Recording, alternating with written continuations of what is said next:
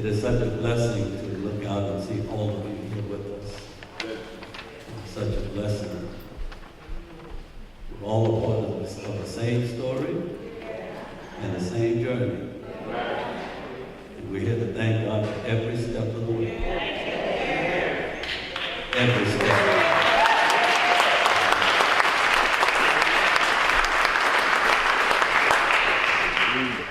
Let me call your attention to the Gospel of Luke chapter 19, verses 1 through 10. Luke 19, 1 through 10. Entering Jericho, Jesus passed through the city. There was a man there named Zacchaeus, a chief tax collector and a wealthy man. He was trying to see what Jesus was like, but being small of stature was unable to do so because of the crowd. He first ran on in front, then climbed the sycamore tree, which was along Jesus' route, in order to see him. When Jesus came to the spot, he looked up and said, "Zacchaeus, hurry down. I need to stay at your house today." He quickly descended and welcomed him with delight. When this was observed, everyone began to murmur, "He has gone to a sinner's house as a guest." Zacchaeus stood his ground and said to the Lord, "I give half my belongings, Lord, to the poor. If I have defrauded anyone in the least, I pay him back fourfold." Jesus said to him, "Today, salvation has come to this house. For this is what it means to be a son of Abraham. The Son of Man has come to search out and save what was lost."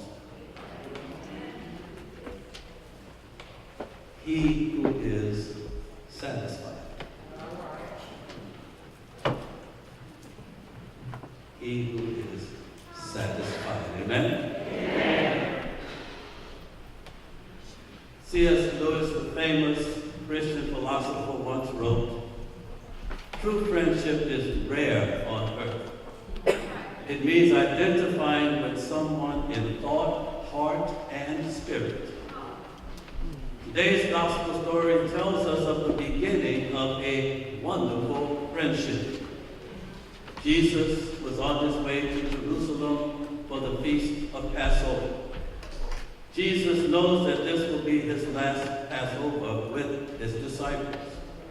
He knows that he is about to face what he had been predicting to his disciples all along: his arrest, trial, and crucifixion.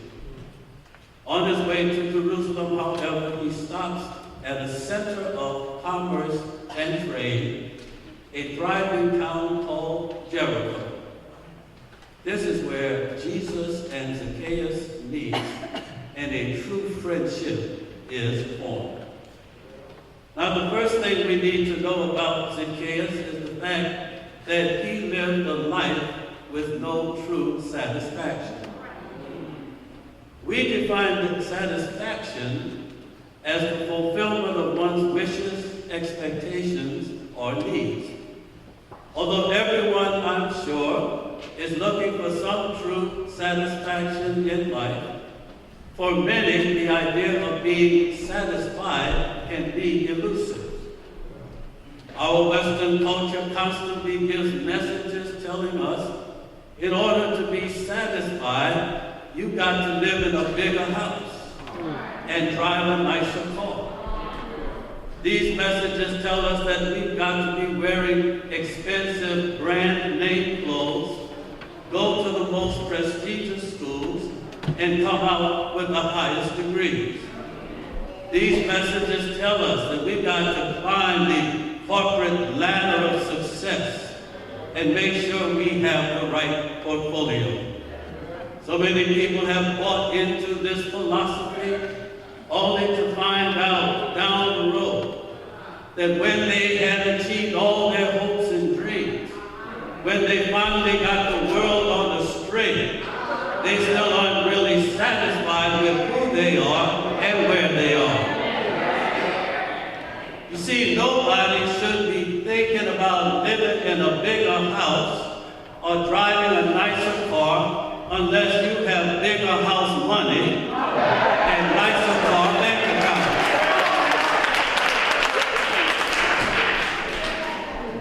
Folk who are living in big houses while they're sinking in bigger mortgages which they cannot pay, cannot tell me that they are truly satisfied. People going out and getting a new car, but having to keep it parked because they don't have gas money for new car, old car, or any car, cannot tell me they are truly satisfied. Folk who spend so much extra money on expensive clothes just to wear Tommy Hilfiger, Louis Vuitton, or anybody else's name on their body, thinking that they're keeping up with the Joneses, should know all they're really doing is helping Tommy and Louis keep up with the Rockefellers.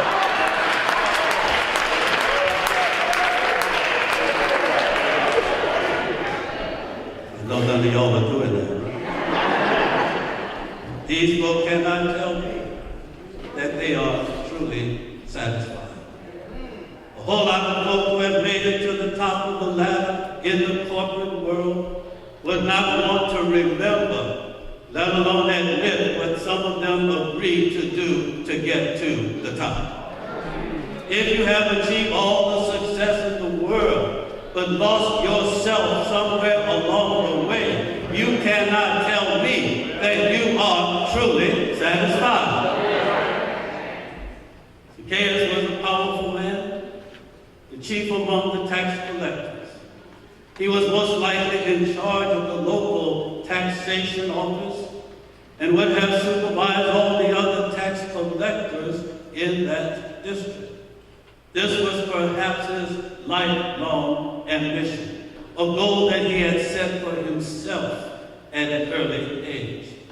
As powerful as he was, this man was also known as a traitor to his own people. Zacchaeus was also a very wealthy man. He was rich, but his money was not earned honestly. You see, when these tax collectors went out to collect taxes from the people, they would add a certain amount on top of what the Roman government required. Whatever they added went into their own pockets, not the coffers of the Romans. Because Zacchaeus was the chief among all these tax collectors, he probably required a large percentage of what the others collected, so his wealth was generally beyond anything anyone else could conceive. Although this man could enjoy all the comforts and luxury money could buy, although he could surround himself with all the stuff he thought that he needed, although he held an office where he was feared by many and hated by more, Zacchaeus was not satisfied. Zacchaeus desired for the something more he needed, which he could not get for himself. And when he heard about Jesus preaching some good news to folk in their bad news, when he heard about Jesus bringing joy where there was sorrow, Jesus imparting healing to those who were suffering, Jesus spending company with those who were the outcasts, Jesus arriving in his own town of Jericho, Zacchaeus' desire turned into a desperation to see Jesus for himself. Now Zacchaeus found himself coming to see Jesus in a new and different way. In spite of his social status, in spite of his economic state, in spite of his professional stature, he now finds himself coming to Jesus in a most humble way. Running through the street, pushing his way through the crowd, crawling his way up a sycamore tree. Zacchaeus had come to know what many of us have come to know, that the only way to come to God is in humility. Unfortunately, many folk had to either step down, fall down, or get knocked down before they knew how to come to God in humility. Muhammad Ali, throughout his successful career as a boxer, made sure that the whole world knew that he was the greatest. After he was diagnosed with Parkinson's disease, however, Ali made the following admission: God gave me this to show me that I am not the greatest, he is. All of us need to know how to come to God with a humble heart. In the context of this story, let us also recognize the fact that the Savior was not at all surprised to encounter the sinner. As a matter of fact, there was nothing accidental or coincidental about this meeting between the two of them. You see, God is always ready to bless his people. No matter who you are or where you are found, always ready to bless his people. And if you pay close attention, you will see that it is done by divine appointment. Grace does not happen by accident. Mercy does not come by coincidence. Redemption is not a matter of happenstance. Jesus said he came to save those who were lost. He said that it isn't the well who need a doctor, but those who are sick. He came to those who are living life to the half or life to the quarter to give them life to the full.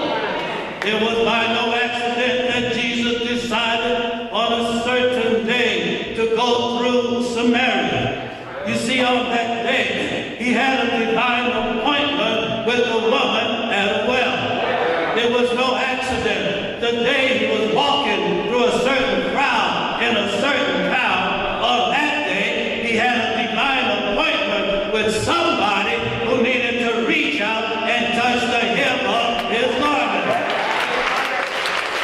It was no accident. The day he went to the pool of Bethesda, outside the city of Jerusalem, you see, he had a divine appointment with a man who was paralyzed for 38 years to let him know that all the years of being bound and suffering meant nothing when you know you've been set free.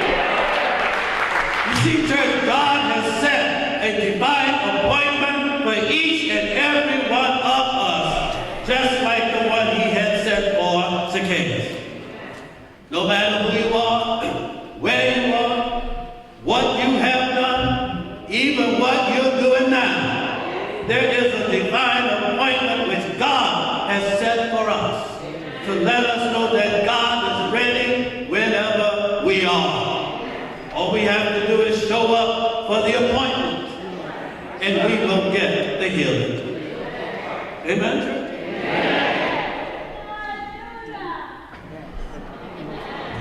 Finally,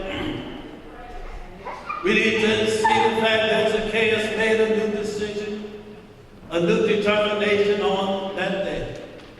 Jesus announced that on that day, he must stay at Zacchaeus' house. Zacchaeus' response was to welcome Jesus, not only into his house, but also into his heart. He welcomed Jesus in, not just to feed the master, but also for the master to fill his spirit and feed his soul. In being gracious to his guests, Zacchaeus received the grace of God. Grace that set him free from the penalty of sin. Grace that released him from the power of sin. Grace that brought to him the forgiveness of sin.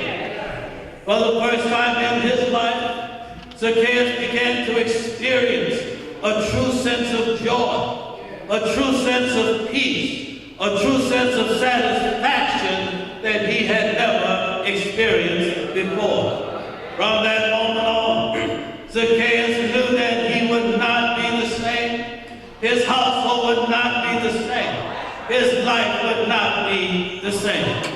And when Zacchaeus decided to not only repent for what he had done wrong, but to also make restitution to those he had wronged. He not only wanted to acknowledge the needs of the poor, but he needed to help meet the needs of the poor.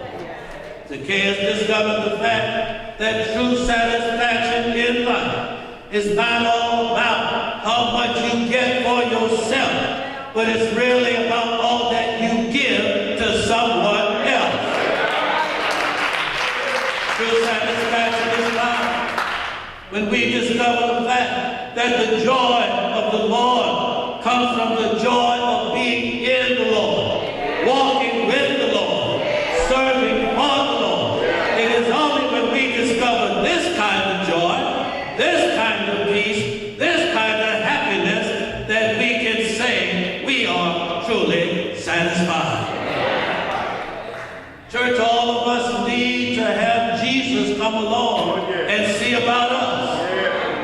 Because so many of us, like Zacchaeus, are still up a tree and out on a limb. So many of us may have a few who like us, but we can't discount the ones who can't stand us. So many of us have worked to get certain things into our hands, but we still have some emptiness in our hearts. So many of us have bowed down at the feet of others, but have yet to fall down at the feet of Jesus.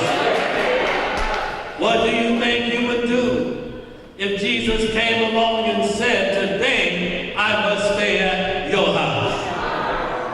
Some of us would have to clean up what's going on in the house, drive out who is in the house, clear out what we know shouldn't be in the house, before we would want to welcome Jesus to come into our house.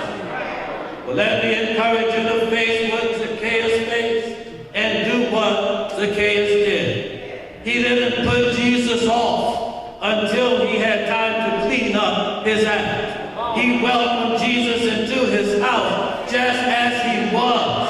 And he let Jesus welcome him into his company just as Zacchaeus was. So no matter what was going on, we need to welcome Jesus into our haunted houses and let him turn them into heavenly homes.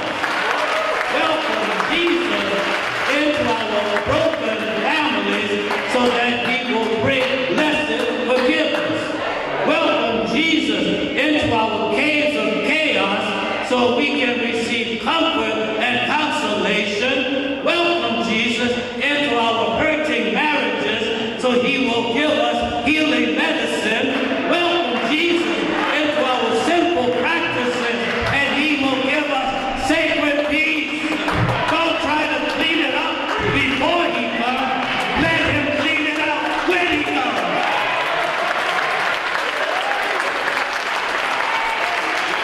Don't try to hide your pain. Let him heal your pain.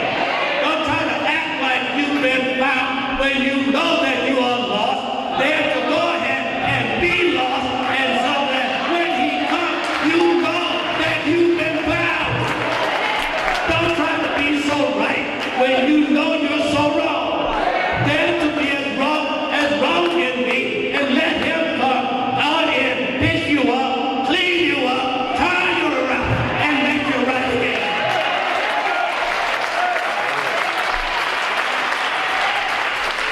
And when Jesus comes into your house, when Jesus comes into your home, know that like Zacchaeus, you will never be the same again.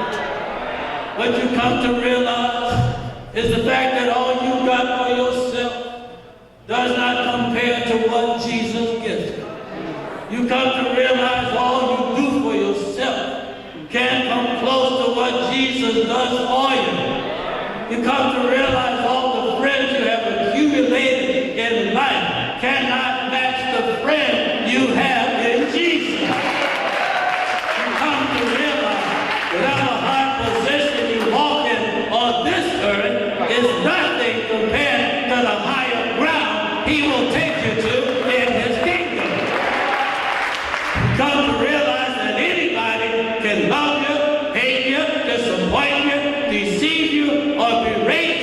but he's the only one who will never leave you.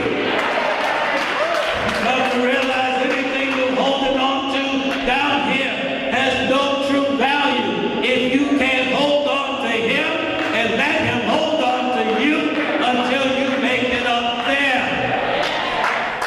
Like the story of the kids.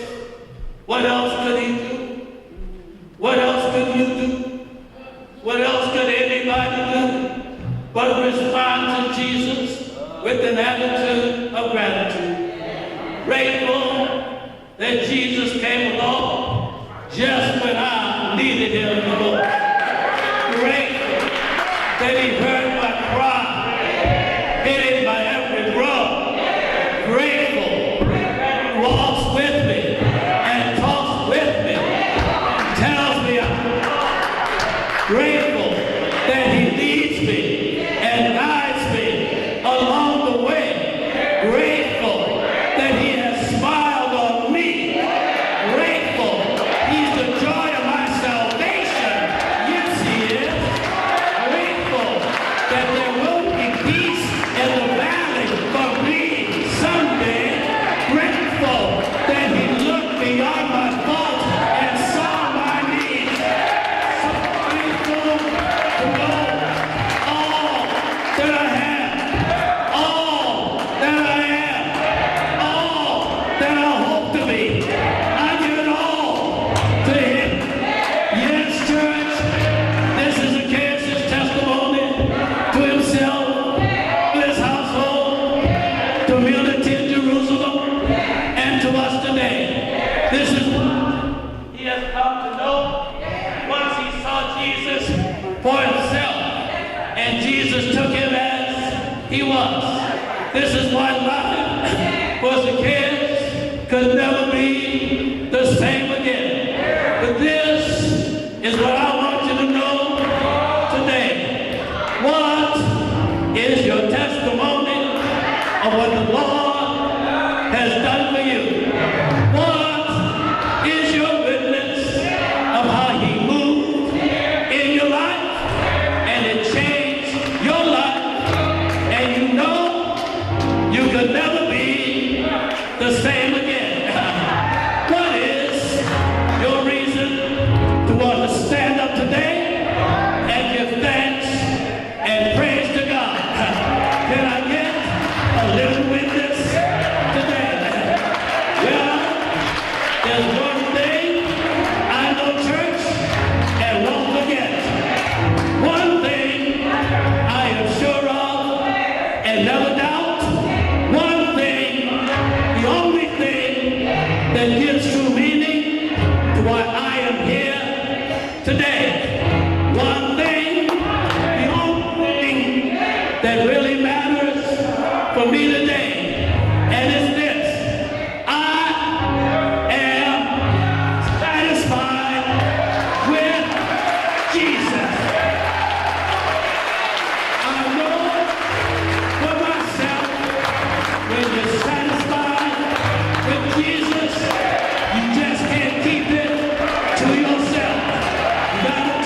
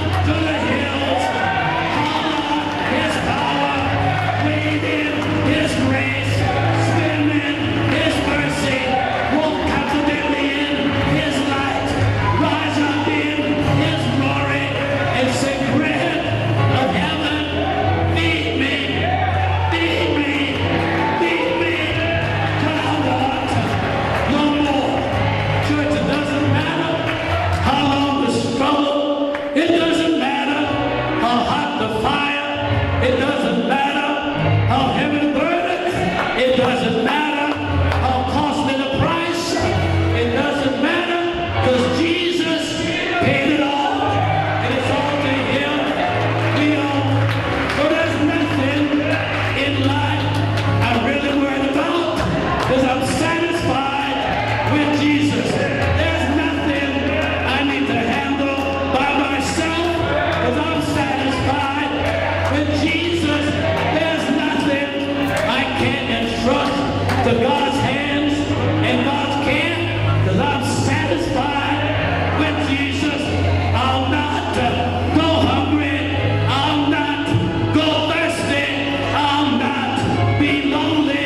I'll not feel deserted. I'll not be abandoned.